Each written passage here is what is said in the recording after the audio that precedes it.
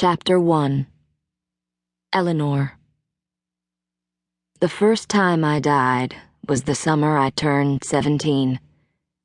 I remember the air being so hot you could smell the pluff mud baking in the sun, the scent sulfur-sweet and strong enough to curl your toes, the tall stems of sweet grass listless, their tips bowed in submission.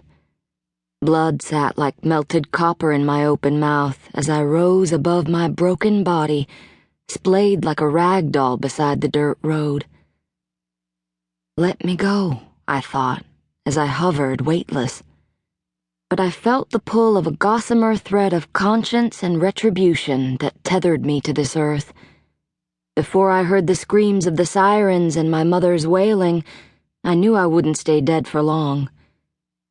I watched, suspended between this world and the next, as my mother bent over Eve's body, my sister's legs bent in ways they shouldn't have been. 2 paramedics worked on her, trying to push my mother away, while another noticed me, my body nearly hidden in the thick underbrush by the side of the road. He squatted next to me, his fingers reaching for the pulse in my neck. I felt none of this. I watched passively, as if I were a spectator in a movie theater. I noticed that the paramedic was young, with thick blonde hair on his head and muscled forearms that reflected the sunlight and reminded me of the sweet grass. I was studying him so intently that I didn't realize that he had begun to perform CPR. Still, I felt nothing. I was more focused on my sister and on my mother, who hadn't looked in my direction yet.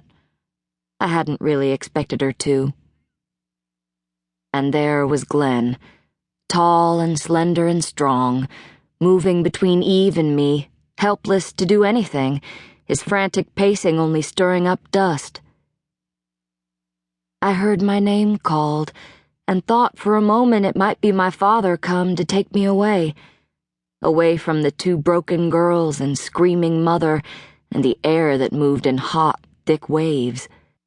Flies buzzed and dipped over the thin trail of blood from my open mouth, but I couldn't hear them or feel them. I was thinking somebody needed to swat them away when I noticed for the first time the wooden church set back behind the trees. When Eve and I had walked our bikes down the dirt road just a short time before, giggling like the little girls we had once been, I hadn't seen it. It seemed impossible that I couldn't have. The bright, whitewashed walls and tall steeple shone like a benediction in the relentless sunlight.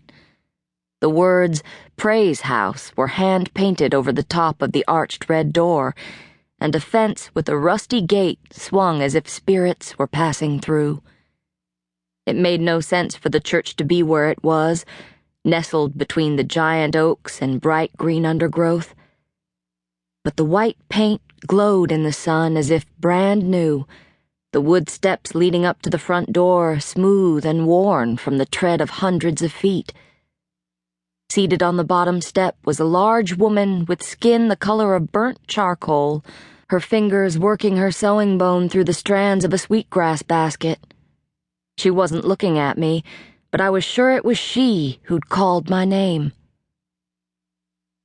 "Who are you?"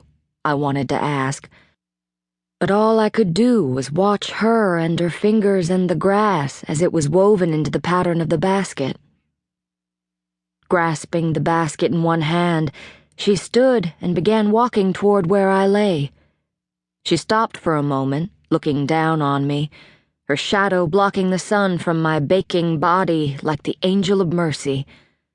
Slowly, she knelt by the paramedic and leaned toward me. He didn't seem to notice the woman as she bent close to my ear. Her words were clear, and I thought I could feel a cool breeze on my cheek from her breath as she spoke. "All shut-eye ain't sleep.